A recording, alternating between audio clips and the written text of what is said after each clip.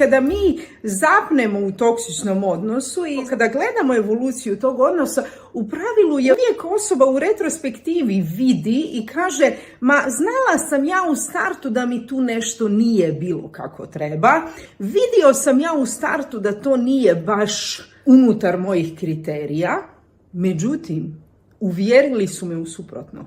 Kakve to veze ima sa samopouzdanjem? Sa pouzdanjem. Ovi primjeri ukazuju, otkrivaju i dokazuju da mi u pravilu znamo što nam je činiti. To je naša autentičnost, ona je nutrina našeg bića, ona je ono što mi jesmo. To je taj glas koji nama onako kaže tu nešto nije kako treba. Međutim, šta je ono što mi jako često propustimo vidjeti i razumjeti? Naš glas je nečujan.